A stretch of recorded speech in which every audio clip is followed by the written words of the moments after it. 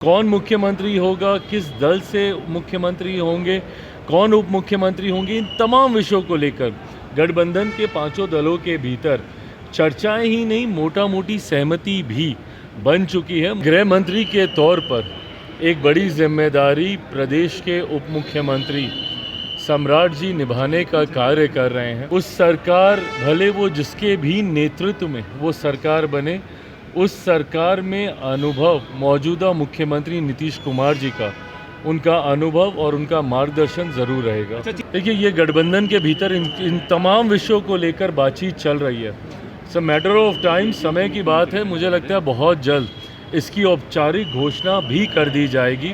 जैसा मैंने कहा, गठबंधन के भीतर मोटा मोटी इसको लेके सहमति बन चुकी है। बहुत जल्द इसको, ऐसे में जब SIR की बात होती है तो सबसे ज़्यादा तकलीफ मुख्यमंत्री ममता बनर्जी जी को ही होती है। क्यों?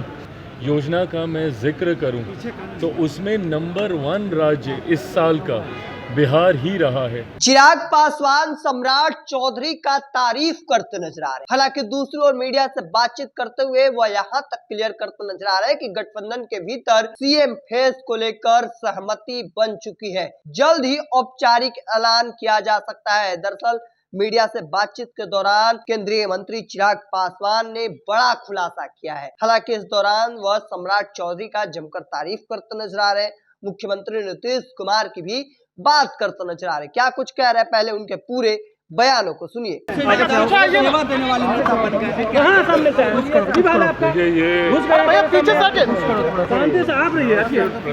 प्रधानमंत्री जी के लिए, बल्कि उनमें विश्वास रखने वाले उनके जितने समर्थक हैं, ये सबके लिए हर्ष और गर्व की बात है कि प्रधानमंत्री जी देश के एक ऐसे नेता बने हैं जिनको सबसे ज़्यादा समय जन सेवा का मौका मिला। सरकार के शीर्ष नेतृत्व करते हुए उन्होंने जनता की सेवा में सबसे ज़्यादा समय बिताने का काम किया। मैं मानता हूं कि ये उनके समर्थकों के लिए और हम सब के लिए ये गर्व की बात है।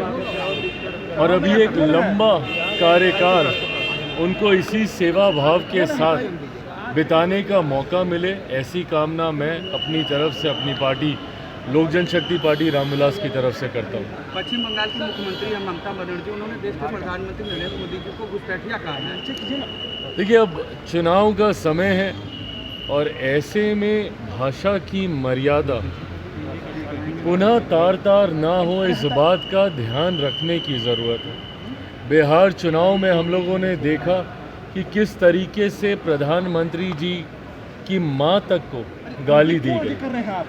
ऐसे में विपक्षी जिस तरीके से शब्दों की मर्यादा को खोते हुए चुनाव जीतने के लिए हर स्तर पर गिरने को तैयार होते हैं, ये गलत है।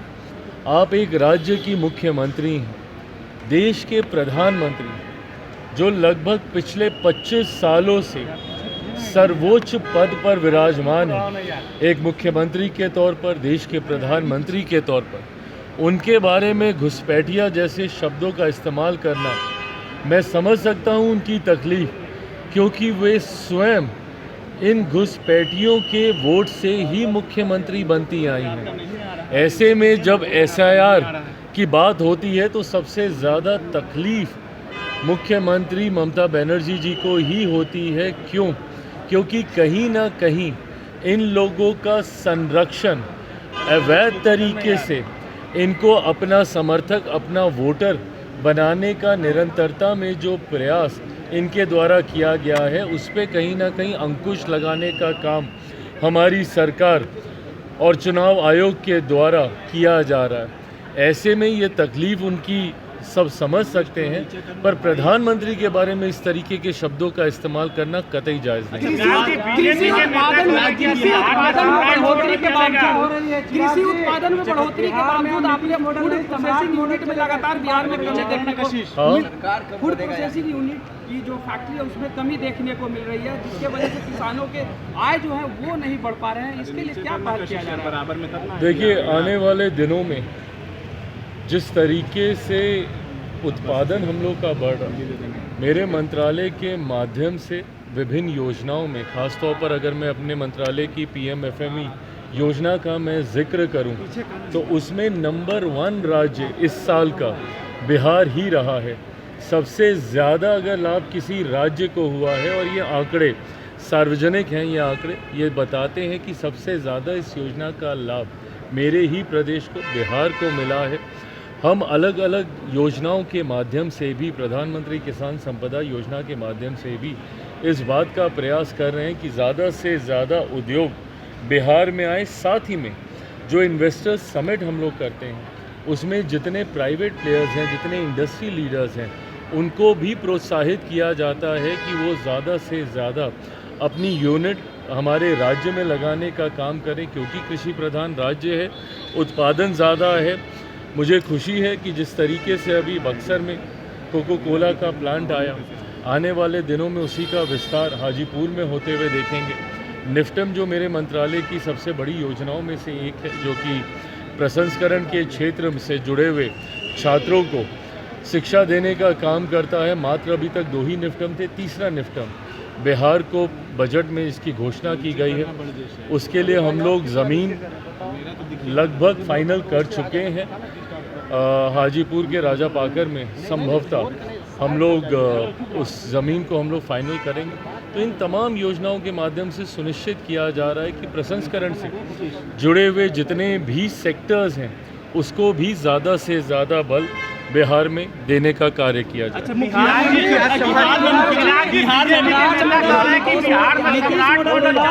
सम्राट मॉडल की बात हो रही है, नेता ने कहा सम्राट मॉडल अच्छा काम कर रहा है। देखिए, गृह मंत्री के तौर पर एक बड़ी जिम्मेदारी प्रदेश के उप मुख्यमंत्री सम्राट जी निभाने का कार्य कर रहे हैं। ऐसे में आने वाले दिनों में और किस भूमिका में उनका मॉडल प्रदेश में दिखेगा, ये मुझे लगता है कि समय ही बताएगा। पर मैं मानता हूँ कि जो नई सरकार भी बनेगी, उस सरकार, भले वो जिसके भी नेतृत्व में वो सरकार बने, उस सरकार में अनुभव मौजूदा मुख्यमंत्री नीतीश कुमार जी का, उनका अनुभव और उनका मार्गदर्शन जरूर रहेगा। जेडीयू की तरफ से भी माना जा रहा है कि उनका मुख्यमंत्री बनाना चाहिए, क्या कहिएगा? जेडीयू की तरफ से भी कहा यह जा रहा है कि मुख्यमंत्री अगर बनाया जाए तो जेडीयू से भी बनाया जाए, क्या देख रहे हैं? देखिए, ये गठबंधन के भीतर इन तमाम विषयों को लेकर बातचीत चल रही है। सब मैटर ऑफ टाइम, समय की बात है। मुझे लगता है बहुत जल्द इसकी औपचारिक घोषणा भी कर दी जाएगी। कौन मुख्यमंत्री होगा, किस दल से मुख्यमंत्री होंगे, कौन उप मुख्यमंत्री होंगे, इन तमाम विषयों को लेकर गठबंधन के 5 दलों के भीतर चर्चाएं ही नहीं, मोटा मोटी सहमति भी बन चुकी है। मुझे लगता है बहुत जल्द इसकी औपचारिक घोषणा कर दी जाएगी, बहुत जल्द उसकी घोषणा की जाएगी।